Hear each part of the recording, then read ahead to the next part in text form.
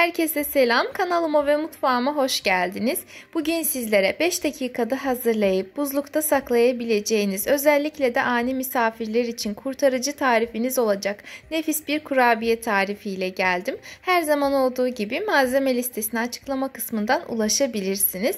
Şimdi sizleri çok bekletmeden hemen tarife geçiyor ve iyi seyirler diliyorum.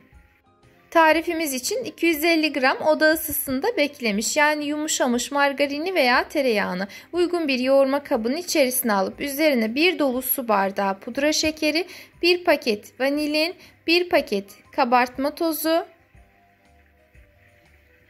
ve 1 adet yumurta ilavesi yapıp elimizle yoğurmaya başlayalım.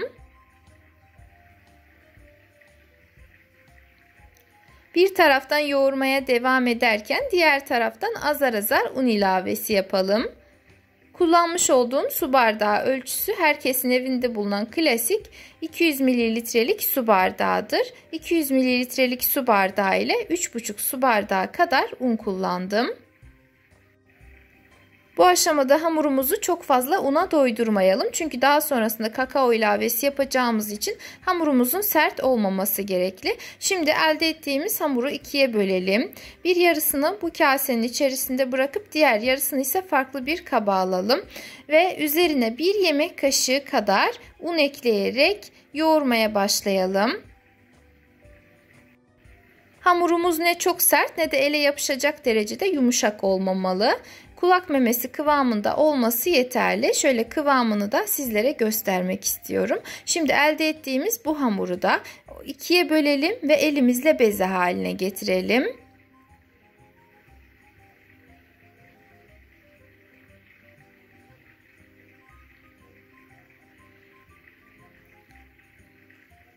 Ve sade hamurlarımız artık hazır oldu. Geçelim diğer hamurumuzu hazırlamaya.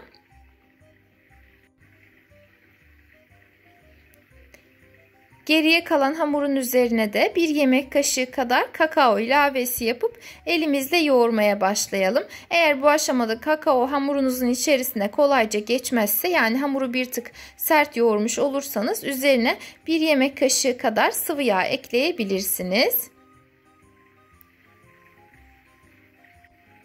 Hamurumuz hazır olduktan sonra 2 eşit parçaya bölüp beze yapalım.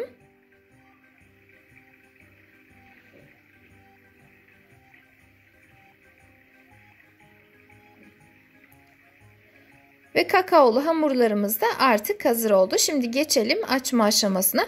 Bunun için öncelikle tezgahımıza 1 adet yağlı fırın kağıdı veya poşet serelim. Hamurlardan bir tanesini üzerine alalım ve birazcık genişletelim.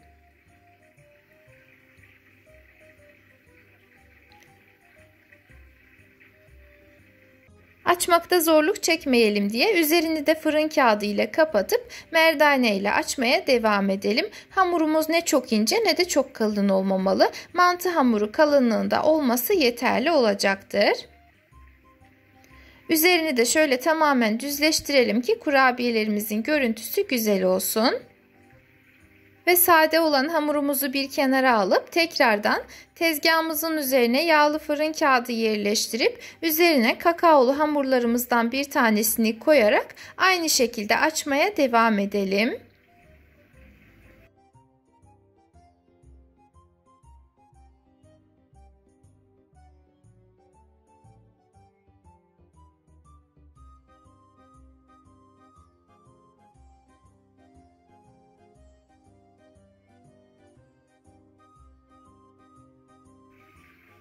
Ve kakaolu hamurumuz artık hazır oldu. Şimdi her iki açmış olduğumuz hamurların üzerindeki fırın kağıtlarını çıkartalım. Ve sade olan hamurun üzerine kakaolu hamurumuzu yavaşça yerleştirelim. Bu aşamada hamurların birbirlerine yapışmasını sağlamak için üzerlerinden çok fazla bastırmadan merdane ile birazcık genişletelim.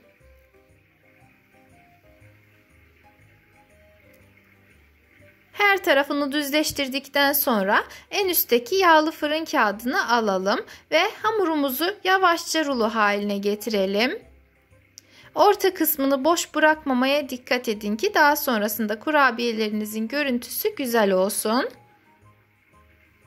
Birazcık sardıktan sonra sıkı bir şekilde fırın kağıdını ileriye doğru ittirerek kolayca sarabilirsiniz.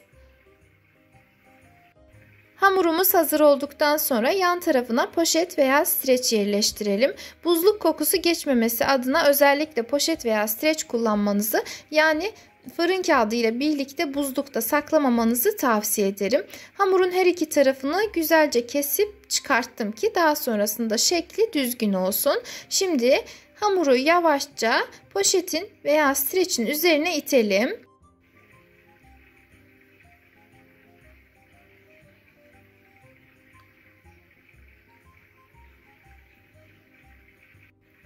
Hamurun her tarafını streçle güzelce sardıktan sonra hamuru bir tepsinin içerisine alalım ve en az 1 saat kadar buzlukta dinlendirelim. Hamurumuzu yeteri kadar dinlendirdikten sonra buzluktan alalım. Üzerindeki streçi çıkartırken ıslak ise eğer üzerini kurulamayı unutmayın ki hamurunuz ıslanmasın. Ve hazır olan hamurumuzu doğrama tahtasının üzerine alıp bir parmak aralıklı olacak şekilde doğrayalım. Doğradığımız hamurları yağlı fırın kağıdı serilmiş fırın tepsimize dizelim. Başta da söylediğim gibi bu hamuru buzlukta dilediğiniz kadar saklayabilirsiniz.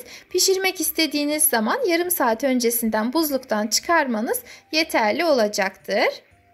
Bu arada ben hem lezzetini hem de görüntüsünü gerçekten çok beğendim. O yüzden mutlaka denemenizi tavsiye ediyorum. Zaten beğenmediğim hiçbir tarifi kanalımda kesinlikle paylaşmıyorum. O yüzden tariflerimin tamamını gönül rahatlığıyla deneyebilirsiniz.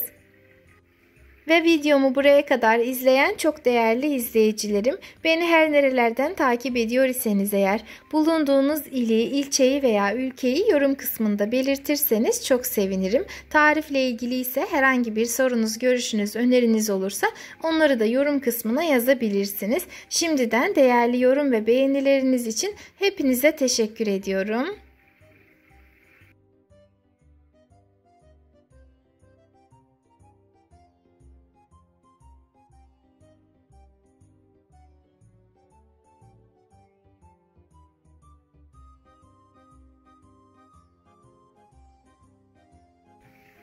Hazırlamış olduğum hamurlardan bir tanesinin tamamını, diğerinin ise 1/3'ünü kadar doğrayarak bir tepsi dolduracak kadar kurabiye hamuru elde ettim. Şimdi hazır olan hamurumuzu önceden ısıtılmış 170 derece fırında pişmeye gönderiyorum. Ortalama pişme süresi 15 dakikadır. Bu süre fırından fırına değişebilmektedir. O yüzden kontrollü davranmanızı tavsiye ederim.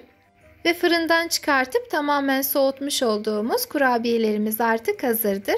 Şöyle gördüğünüz gibi görüntüsü gerçekten mükemmel. İsterseniz bu şekilde de servis edebilirsiniz. Eğer dilerseniz de benim gibi çikolatayla süsleyebilirsiniz. Ben öncelikle benmari usulü eritilmiş çikolataya bandırdım. Daha sonra ise fıstık ile süsledim. Dilerseniz yeşil fıstık yerine Hindistan cevizi, fındık veya farklı bir şeyler de kullanabilirsiniz. Pasta süsü bile kullanabilirsiniz. Tamamen size kalmış. Yani süslemesini kendiniz ayarlayabilirsiniz veya hiç süslemeyebilirsiniz. Dediğim gibi kendi zevkinize, tercihinize kalmış bir şey ama süslerseniz de her haliyle gerçekten çok güzel olacaktır.